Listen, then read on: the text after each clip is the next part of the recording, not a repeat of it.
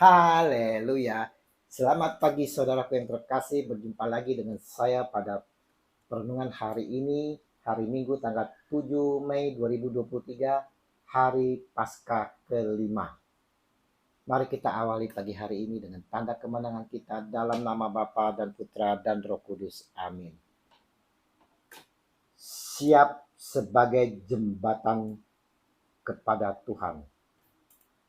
Bacaan liturgi hari ini diambil dari Kisah Para Rasul 6 ayat 1 sampai dengan 7.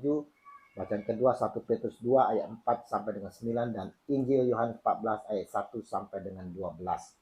Saudara-saudaraku yang terkasih di dalam kasih Kristus. Kalau kita membaca dalam bacaan kedua hari ini dinyatakan, tetapi kamulah bangsa yang terpilih, imamat yang rajani, bangsa yang kudus, umat kepunyaan Allah sendiri.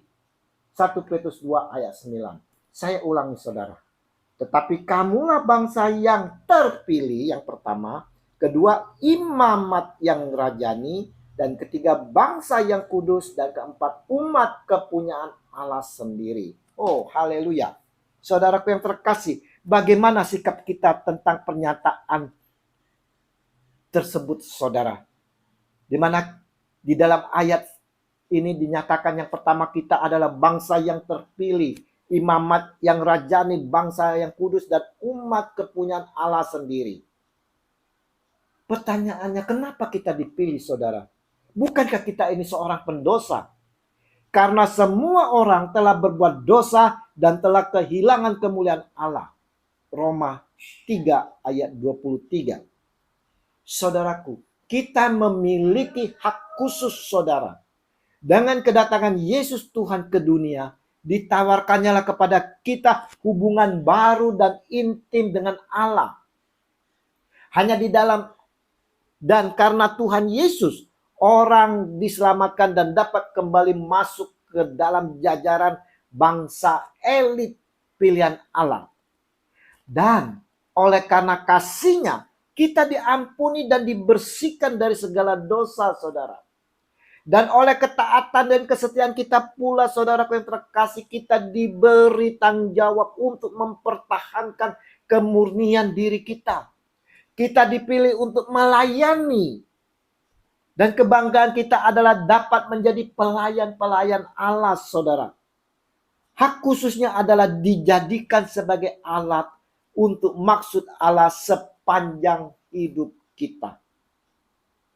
Bagi kita yang telah ditebus dan diselamatkan merupakan pilihan Allah.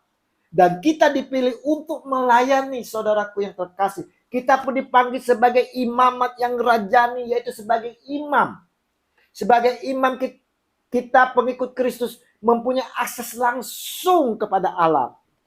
Selain bisa membawa orang lain kepada Allah, sebagai imam di dalam keluarga dapat membawa seisi keluarga kepada Allah. Begitu juga di dalam komunitas kita masing-masing saudara. Di dalam pekerjaan kita. Kita dipanggil untuk membawa, menggiring setiap orang yang dijumpai untuk dapat mengenal Allah. Melalui putranya Tuhan kita Yesus Kristus. Hubungan seperti ini saudara yang terkasih tidak dimiliki oleh orang-orang yang tidak berada di dalam Kristus.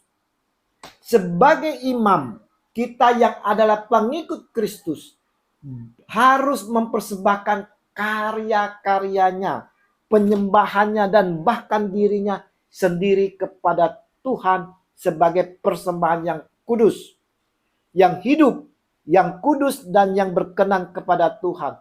Itulah ibadahnya yang sejati. Roma 12 ayat 1. Sebagai bangsa yang kudus, saudaraku yang terkasih, bahasa Yunaninya adalah hagios, yang berarti berbeda. Kita terpanggil untuk berbeda dari yang lain, saudara. Karena ia didedikasikan untuk kehendak Allah dan pelayanan Allah. Menjadi berbeda bukan berarti harus menjadi aneh dan mengisolir diri kita, saudara. Namun ketika hidup di dunia ini, orang Kristen, kita yang percaya kepada Yesus sebagai pengikut Kristus harus lebih mengutamakan nilai atau standar Allah di dalam kehidupannya. Orang Kristen sebagai pengikut Kristus, orang-orang Katolik harus berani tampil berbeda dengan tidak ikut-ikutan korupsi, menfitnah, atau mendepak orang lain, menyikut orang lain, meskipun akan dicemoohkan sebagai kuno, aneh, konyol, bodoh, dan disingkirkan atau dijauhi. Itulah konsekuensi dan harga yang harus dibayar sebagai orang Kristen, karena dia adalah anak Allah dan bukan anak dunia.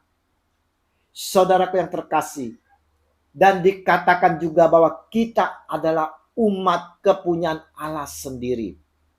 Sebagai orang Kristen pengikut Kristus, saudara, sebagai orang Katolik, kita adalah milik Allah yang maha besar. Dan oleh keselamatan yang kita peroleh membawa pembaharuan dalam kehidupan kita, di mana hidup kita menjadi milik Allah, saudara. Maka kita hidup menurut kehendak Allah, bukan lagi menurut dunia. Sebab jika kita hidup untuk Tuhan. Dan jika kita mati untuk Tuhan. Jadi baik hidup atau mati, kita adalah milik Tuhan. Roma 14 ayat 8. Dan sadarlah saudara yang terkasih, kita sangat berharga di mata Tuhan, saudara. Oleh karena engkau berharga di mataku dan mulia, dan aku ini mengasihi engkau, maka aku memberikan manusia sebagai gantimu dan bangsa-bangsa sebagai ganti nyawamu. Yesaya 43 ayat 4. Dan kamu, rambut kepalamu terhitung semuanya. Sebab itu, janganlah kamu takut, karena kamu lebih berharga daripada banyak burung pipit. Matius 10 ayat 30 dan 31.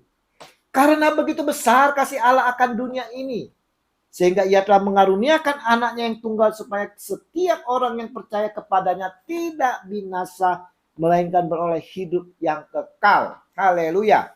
Yohanes 3 ayat 16. Karenanya saudaraku yang terkasih, kita harus menjaga diri kita sebagai umat yang khusus bagi Allah. Status imamat yang rajani menunjukkan kepada fungsi imam atau jembatan antara manusia dan Tuhan. Hal ini berarti saudara, setiap anak-anak Tuhan adalah imam bagi sesamanya dan alat bagi orang yang belum percaya untuk mengenal Tuhan Yesus. Sebagai imam di dalam keluarga saudara, diulangi sekali lagi saudara. Di dalam keluarga kita, fungsi seorang pria adalah imam, di mana dia harus menghantarkan seluruh isi keluarga, istri dan anaknya mengenal kepada Tuhan. Itulah pentingnya saudara, di dalam keluarga adanya mesbah keluarga. Karena di dalam rumah ada seorang kepala keluarga yang fungsinya adalah imam. Sudahkah keluarga Anda berfungsi sepenuhnya seperti keluarga Kudus Nazaret? Bagaimana fungsi imam di dalam keluarga Anda? Perenungan hari ini mau menyadarkan kepada kita semua bahwa kita adalah bangsa yang terpilih, imamat yang rajani, bangsa yang kudus, bangsa yang berbeda dengan yang lain, dan umat kepunyaan Allah sendiri. Karena itu saudaraku, bertekadlah dalam hati dengan berkata, saya akan hidup kudus supaya dapat menjadi teladan di keluarga, pekerjaan, dan lingkunganku. Saya siap sebagai jembatan untuk membawa mereka dan memperkenalkan Kristus kepada mereka. Mari saudaraku yang terkasih, kita mau lebih taat dan setia lagi kepada Dia Tuhan kita Yesus Kristus yang telah memilih kita, dan dengan tetap setia taat menjalankan fungsi imamat kita, di mana dapat menjadi teladan di keluarga, pekerjaan, dan lingkungan kita, serta komunitas kita, dan siap sebagai jembatan untuk membawa mereka dan memperkenalkan Kristus kepada mereka. Kemuliaan kepada Bapa dan Putra dan Roh Kudus, seperti pada permulaan, sekarang, selalu, dan sepanjang segala abad. Amin. Dalam nama Bapa dan Putra dan Roh Kudus. Amin. Selamat memasuki Minggu Paskah kelima. Mari kita persiapkan hati bersama keluarga untuk menyambut Tuhan kita di dalam perjamuan Ekaristi. Dan terimalah perutusan karena kita diutus. Shalom Aleichem.